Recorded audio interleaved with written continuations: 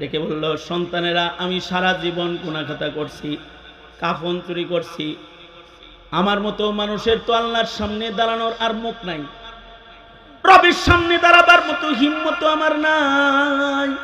সুতরাং সন্তানেরা, তোমরা আমার লাশটাকে আগুন দিয়ে পোড়ায়া দিবা, মরে গেলে আমার লাশ পোড়াইবা, কবরে রাখো না, আবার আমার ফিরিস্তারা ধরলে আমি কি করব? আমি আল্লাহর সামনে আল্লাহর গিরফতারিতে পাকড়াও হয়ে গেলে আমার কোনো নাজাতের লাইন নেই। সুতরাং সন্তানেরা, তোমরা আমার লাশকে আগুন দিয়ে পোড়ায়া দিবা। আমি যখন পুড়ে ছাই হয়ে যাব, তখন আমার এই পুরা ছাইগুলাকে দুই ভাগ করবা। এক ভাগ ছাই বাতাসে উড়ায়া দিবা, এক ভাগ ছাই পানিতে ভাসায়া দিবা, যেন আমাকে কেউ তালাশ করে না পায়। লোকটা তাই করলো। নসিহত করলে তার সন্তানরা ওসিয়ত পূরণ করলো। তার পিতার লাশকে সন্তানরা আগুনে পুড়াইল, ছাই হয়ে গেলে বাতাসে পানিতে ভাসায়া দিল। কিন্তু আল্লাহ তাআলা তার গোলামরে বের করলেন। হাকিমুল উম্মত থানবী রাহমাতুল্লাহ আলাইহি বলেন, এই লোকটা জাহিলুত তাকদীর না, এই লোকটা জাহিলুত তাকদীর। তার মূর্খতার কারণে সে এমনটি ওসিয়ত সন্তানদের করেছে। তার জ্ঞানের দৌরত্ব ছোট, তাই সে নিজেকে পোড়ায় ফেলার ওসিয়ত করেছে। কিন্তু আল্লাহ রাব্বুল আলামিন তার মৃত্যুর পরে বাতাস ও পানিকে আদেশ করলেন, এই বাতাস, তোমার ভেতরে আমার এক বান্দা পালাইছে, তারে বাইর করে দাও। এই পানি, তোমার ভেতরে আমার এক গোলাম লুকায়েছে, তাকে বের করে দাও। বুঝা থাকলে বলেন তো, বাতাস পানি কার গোলাম? বাতাস পানি কার কথায় চলে? আল্লাহ তাআলা যখন বললেন আমার গোলাম বাইর করে দাও, বাতাসে বাইর করে দিছে, পানিতে বাইর করে দিছে, লোকটা অস্তিত্বে চলে আসছে। আল্লাহ পাক তাকে জিজ্ঞাসা করলেন, নিজেকে আগুনে পোড়ায়া এমন পালাবার চেষ্টা করলে কেন? লোকটা তখন বলে, আল্লাহ, আপনার ভয় ছাড়া আর কি? আপনি তো জানেন আপনার ডরে আমি এই কাম করেছি। এতটুকুন তাকওয়াল্লাহ প্রমাণিত হওয়ার কারণে বুখারীতে বর্ণিত আল্লাহর রাসূল বলেন, এমন কাফন চোরের জীবনের সব গুনাহ মাফ করেও মহান রব্বুল আলামিন তাকে জান্নাত দান করেছেন। সামান হলো তাকওয়াল্লাহ, আল্লাহর ভয়। তবে যদি কারোর আল্লাহর ভয় সর্বোচ্চ হয়, তাইলে তো তার মর্যাদা অনেক উপরে উঠা যায়। এ কারণে আল্লাহ পাক আবার বলে, ইয়া আইয়ুহাল্লাযীনা আমানুত্তাকুল্লাহা হাক্কা তুকাতিহ, এই ঈমানদারেরা, তোমরা আল্লাহরে ভয় করার মতো ভয় করো। ভয় করার মতো ভয় কি? ভয় করার মতো ভয় বুঝাতে গিয়ে হযরত থানবী যে দৃষ্টান্তগুলো আনেন, আর যেগুলো জাস্টিস তাকি উসমানী দামাত বারকাতুহুম খুব তাকরার করেন, সেটা হলো হযরত উমরের সেই মরুভূমির রাখালের কথা। যে হযরত উমর রাস্তা দিয়ে যাইতেছেন মরুভূমিতে, রাখালের সাথে দেখা, ক্ষুধা লাগছে ওনার। উনি রাখাল রে কইলেন, এই রাখাল, খিদা লাগছে, খিদা লাগছে, একটা ছাগল আমার কাছে বেচা ভালো।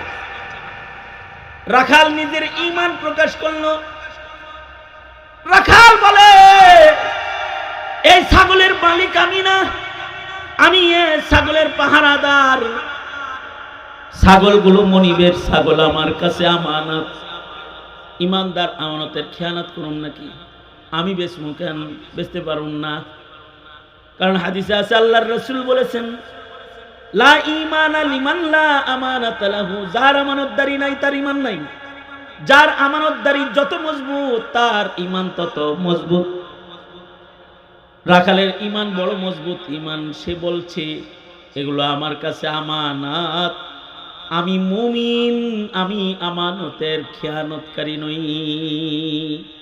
হযরত উমর তার ঈমান তো একের এটা পেলেন, এবার সে কি আল্লাহকে হাক্কা তুকাতিহ, ভয় করার মতোই ভয় কি করে, এটা চেক করার জন্য হযরত উমর তাকে জিজ্ঞেস করলেন, বললেন, বুদ্ধি দিলেন, এই এখানে কি মরুভূমিতে কেউ দেখে নাকি? আমার খিদা লাগছে, তুমি গরিব মানুষ, তোমার টাকা দরকার, একটা ছাগল আমার কাছে বেচে ফেলাও, আর আমি তোমার কিছু টাকা পয়সা দিয়ে দিই। মনিবে যদি আমানতের হিসাব নিতে কিছু জিগায় তো আস্তে বলে দিও যে একটা ছাগল বাঘে খেয়ে ফেলেছে, বাস ইচ্ছা শেষ হয়ে যাইবো গা। তোমার মনিব কি এনে দেখছে বাঘে খাইছে নাকি হারাইছে নাকি বেচছ? এটা তো আর তোমার মনিব দেখে নাই। এইটা হলো হাক্কা তুকাতিহ ভয়, ভয় করার মতো ভয়। তখন রাখাল হযরত উমরের দিকে তাকায়া তিরস্কারের আওয়াজে বলে, ইয়া হাদা, এ লোক, কি কুবুদ্ধি তুমি আমারে দিতেছ? এখানে আমার দুনিয়ার ছাগলের মালিক মনিব নাই বিধায় কি আমার মনিব, আমার মালিক আল্লাহ কি এখানে নাই? ইয়া হাদা ফাআইনা আল্লাহ, আল্লাহ তখন কই থাকবে আমি যে বেচবো? এই ভয়টা হলো সর্বোচ্চ ভয়, যে ভয়ের কারণে একটা মানুষ গোপনেও গুনাহ করে না। যদি এই ভয় কারোর ভেতরে বিদ্যমান রয় তাহলে তো সে জান্নাতুল ফেরদাউসের মালিক হয়ে যাওয়ার উপযুক্ত হয়। কারণ সে এমন একটা তাকওয়ার মালিক, যেই তাকওয়া তাকে অন্ধকার ঘরের গুনাহ থেকে বিরত রাখবে।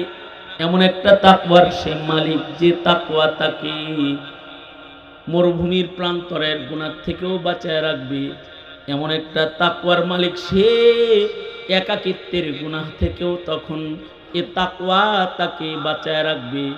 আর আল্লাহর ফয়সালা হলো, এই তাকওয়াটা যদি তোমরা লইতে চাও, কুনু মা'আস সাদিকিন, আল্লাহওয়ালাদের কাছে যাও, বসো। এই যে আপনারা আসছেন, খুলনার হযরতের সোহবতে আসছেন। খুলনার হযরত একজন চিকিৎসক মানুষ, মানুষের হৃদয়ের ময়লা সাফ করে মানব হৃদয়ে তাকওয়ার বীজ বপনকারী একজন ডাক্তার। এমন মানুষের সান্নিধ্যে যারা যায় তাদেরকে আল্লাহ তাআলা বলে, আমি তাদের তাকওয়া দান করি। আল্লাহু আকবার বলেন। তাইলে এই খানকা, এই পীর মাশায়েখদের মেহনত, এটার মৌলিক উদ্দেশ্য হলো মানব হৃদয়ে তাকওয়ার বীজ বপন করা। সেটা যদি সর্বোচ্চ ছোট্ট একটি তাকওয়ার খণ্ডও হয়, তাও আল্লাহ বান্দারে এটার কারণেও কখনো কখনো মাফ করে দেয়। আর যদি এই তাকওয়াটা হয় আকাশচুম্বী তাকওয়া, যে তাকওয়ার কারণে নির্জন নিরিবিলি সময়ের গুনাহ থেকেও সে নিজেকে বাঁচায়, তাইলে তো ইন্না আকরামাকুম ইনদাল্লাহি আতকাকুম, যে যত বেশি মুত্তাকি জান্নাতে সে তত বেশি সম্মান। মুহতারাম হাজিরিন, তাইলে এখানকার দরকার আছে না নাই? এই জোরে বলেন, কথা বলেন না কেন?